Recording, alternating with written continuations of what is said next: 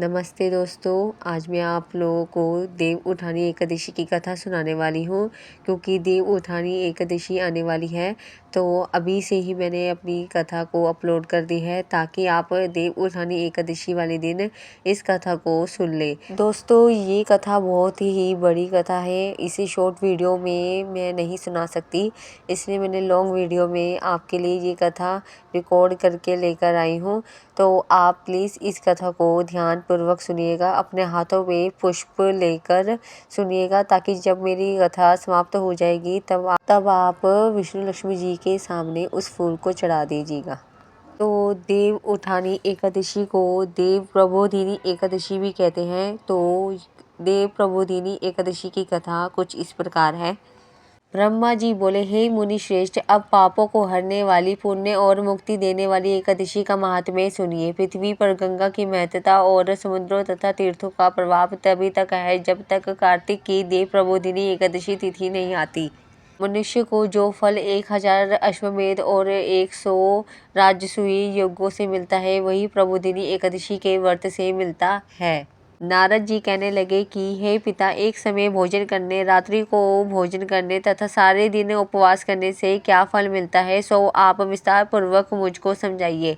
ब्रह्मा जी बोले कि हे पुत्र, एक बार भोजन करने से 1 जन्म और रात्रि को भोजन करने से 2 जन्म तथा पूरे दिन उपवास करने से 7 जन्मों के पाप नाश होते हैं। जो वस्तु त्रिलोकी में ना मिले सके और दिखाई ना दे सके वह हरि प्रबोधिनी एकादशी से प्राप्त हो सकती है। मेरु और मंदराचल के समान भारी पाप भी नष्ट हो जाते हैं तथा अनेक जन्म में किए हुए पाप समूह क्षण भर में भस्म हो जाते हैं। जैसे रुई के बड़े भारी ढेर को अग्नि की छोटी सी चिंगारी भस्म कर देती है, विधि पूर्वक थोड़ा सा पुण्य कर्म बहुत फल देती है, परंतु विधि रहित चाहे अधिक किया जाए तो भी उसका फल कुछ नहीं मिलता।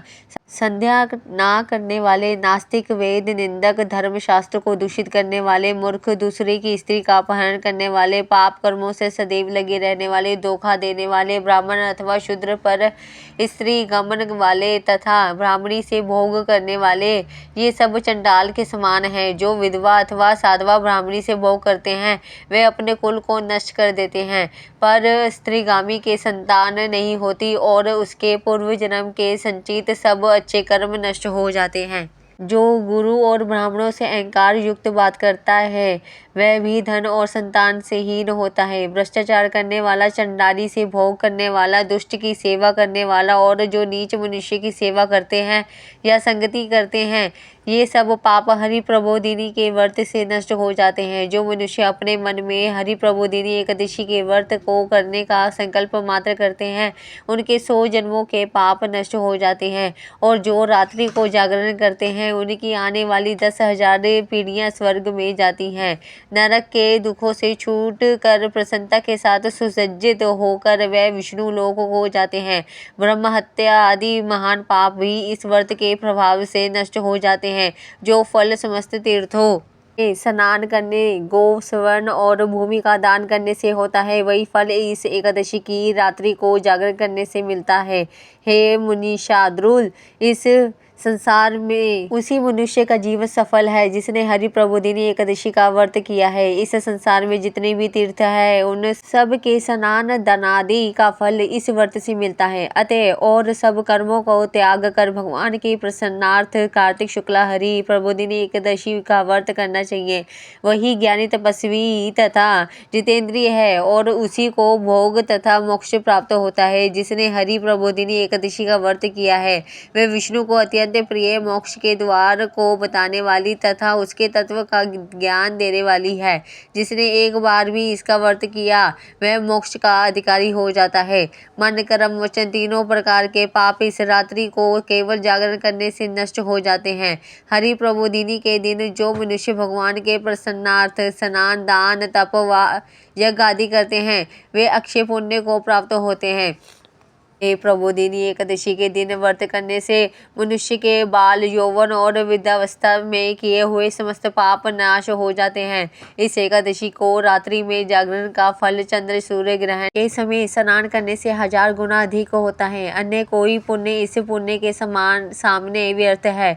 जो मनुष्य प्रबोधिनी का व्रत नहीं करते उनके सब पुण्य व्यर्थ हैं। अतः हे नारद, तुमको भी विधि पूर्वक यत्न के साथ इस व्रत को करना चाहिए। जो कार्तिक मास में धर्मपरायण होकर अन्न नहीं खाते हैं उन्हें चंद्रयान व्रत का फल प्राप्त होता है। कार्तिक मास में भगवान धनादि से इतने प्रसन्न होते हैं जितने कि शास्त्रों की कथाओं के सुनने से होते हैं।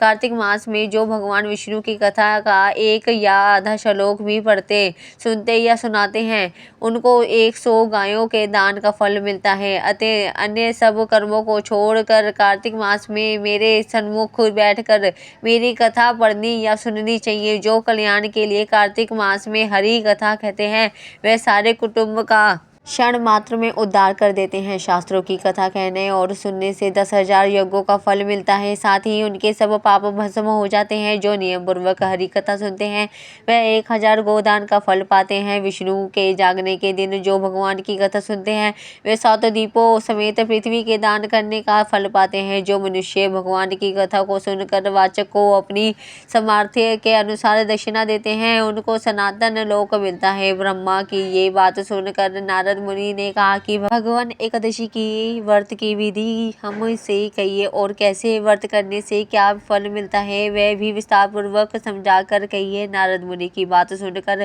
ब्रह्मा जी कहने लगे कि ब्रह्म मुहूर्त में जब 2 घड़ी रात्रि रह जाए तब उठकर शौच आदि से निर्वृत होकर दंत धावन आदि करे और नदी, तालाब, कुआं, बावड़ी या घर में ही जैसा संभव हो स्नान आदि करे। फिर भगवान की पूजा करके कथा सुने और फिर व्रत का नियम ग्रहण करना चाहिए। उस समय भगवान से विनय करे कि हे भगवान, आज मैं निराहार रहकर व्रत करूंगा, आप मेरी रक्षा कीजिए। दूसरे दिन द्वादशी को भोजन करूंगा। तत्पश्चात भक्ति भाव से व्रत करे तथा रात्रि को भगवान के आगे नृत्य गीता आदि करना चाहिए। प्रबोधिनी एकादशी को कृपणता को त्याग कर बहुत से पुष्प, फल, अगर धूप आदि से भगवान का पूजन करना चाहिए। शंख के जल से भगवान को अर्घ्य देवे। इसका समस्त तीर्थों से करोड़ गुना फल होता है। जो मनुष्य अगस्त्य के पुष्प से भगवान का पूजन करते हैं उनके आगे इंद्र भी हाथ जोड़ता है।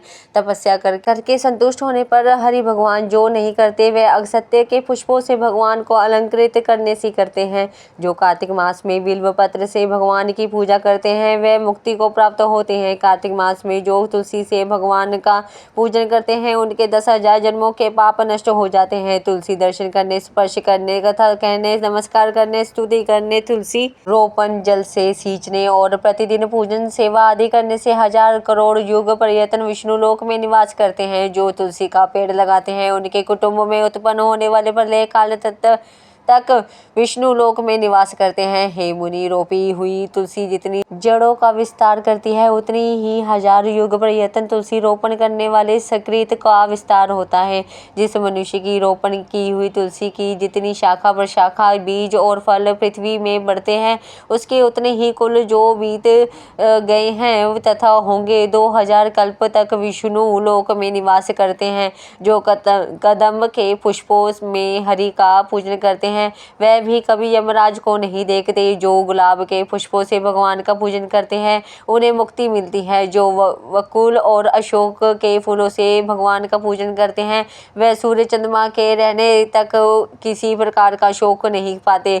जो मनुष्य सफेद या लाल कनेर के फूलों से भगवान का पूजन करते हैं उन पर भगवान अत्यंत प्रसन्न रहते हैं। और जो भगवान पर आम की मंजरी चढ़ाते हैं वे करोड़ों गौ के दान का फल पाते हैं।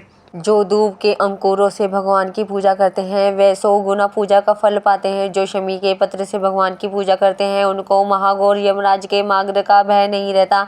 जो भगवान का चंपा के फूलों से पूजन करते हैं वे मनुष्य फिर संसार में नहीं आते। जो मनुष्य केतकी का पुष्प भगवान पर चढ़ाते हैं उनके करोड़ों जन्म के पाप नष्ट हो जाते हैं। जो पीले रक्त वर्ण के कमल के पुष्पों से भगवान का पूजन करते हैं उनको श्वेत दीप में स्थान मिलता है। है। इस प्रकार रात्रि को भगवान का पूजन कर प्रातःकाल होने पर उठ कर नदी पर जाए और वहां स्नान जप तथा प्रातःकाल के कर्म करके घर पर आकर विधि पूर्वक भगवान केशव का पूजन करे। व्रत की समाप्ति पर विद्वान ब्राह्मणों को भोजन करावे और दक्षिणा देकर क्षमा याचना करे। इसके पश्चात भोजन गो और दक्षिणा देकर गुरु का पूजन करे। ब्राह्मणों को दक्षिणा देवे और जो चीज के व्रत के आरंभ में छोड़ने का नियम किया था वे ब्राह्मणों को दे। हे राजन, रात्रि में भोजन करने वाला मनुष्य ब्राह्मणों को भोजन करावे और स्वर्ण सहित बैल का दान करे। जो मनुष्य मांसाहारी नहीं है वह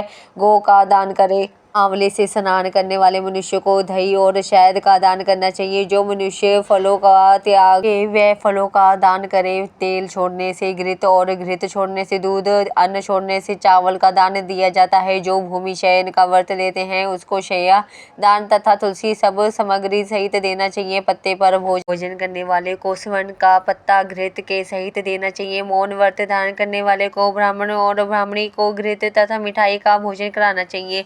बाल रखने वाले को दर्पण, जूता छोड़ने वाले को एक जोड़ा जूता, लवण त्यागने वाले को शक्रारा दान करनी चाहिए।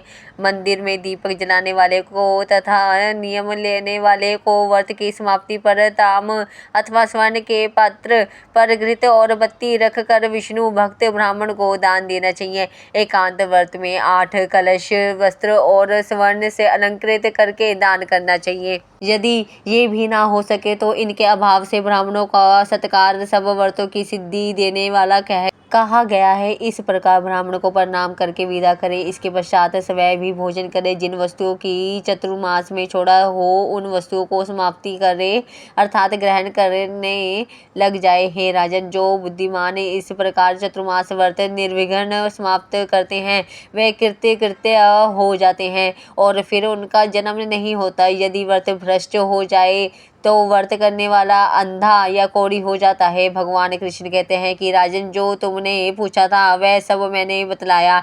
इस कथा को पढ़ने और सुनने से गोदान का फल प्राप्त होता है। बोलो विष्णु लक्ष्मी माता की जय। अब आप सभी फूलों को विष्णु जी और लक्ष्मी माता के सामने चढ़ा सकते हैं।